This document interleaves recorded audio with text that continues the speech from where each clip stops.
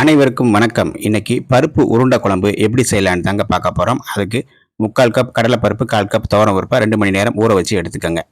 நீங்கள் 1/2 கப் துவரம் பருப்பு, 1/2 கப் கடலைப்பருப்பு கூட சேர்த்துக்கலாம்.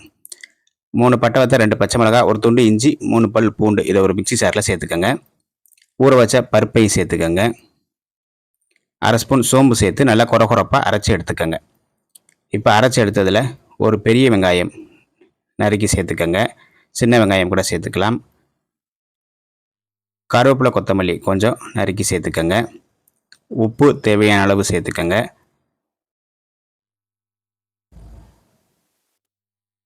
பெருங்காயத்தூள் கொஞ்சம் சேர்த்து இதை நல்லா கலந்து விட்ருங்க. நல்லா கலந்து சின்ன சின்ன உருண்டைகளாக உருட்டி வச்சுக்கோங்க. இந்த மாதிரி உருட்டி வச்சுக்கோங்க.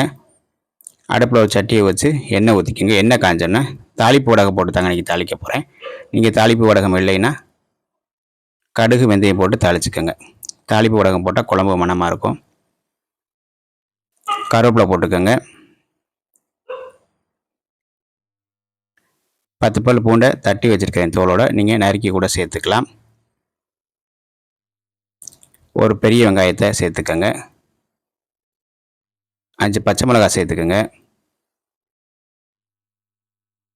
உப்பு சேர்த்து நல்லா வதக்கிடுங்க. ஒரு பெரிய தக்காளி நறுக்கி சேர்த்துக்கோங்க. தக்காளி நல்லா வதங்கின உடனே 1/4 ஸ்பூன் மஞ்சத்தூள், 1/2 ஸ்பூன் மிளகாய்த்தூள், 2 ஸ்பூன் வீட்டில் அரைச்ச குழம்பு மிளகாய்த்தூள் சேர்த்து நல்லா வதக்கிடுங்க. ஒரு பெரிய எலுமிச்சை அளவு புளியை கரைச்சி சேர்த்துக்கோங்க.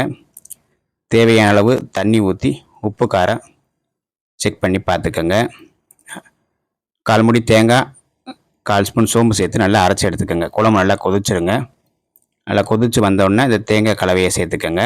இதை இருத்து பாலாக கூட நீங்கள் சேர்த்துக்கலாம். தேங்காய் கலவையை நல்லா தேங்காய் பால் சேர்த்து கொதித்த உடனே இந்த உருண்டைகளை சேர்த்துருங்க. அப்படியே சேர்த்துடலாங்க. இதை அவிச்சு சேர்ப்பாங்க சில பேர். நீங்கள் அப்படியே சேர்த்துடலாம். உருண்டையை ஒன்றும் உடையாது.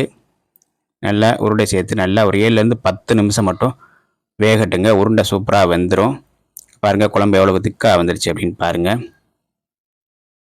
10 நிமிஷத்தில் குழம்பு ரெடி ஆயிடும். அவ்வளோதாங்க, நம்மளுடைய உருண்டை குழம்பு ரெடி ஆயிடுச்சு. நீங்களும் செஞ்சு சாப்பிட்டு பாருங்கள். நன்றி, வணக்கம்.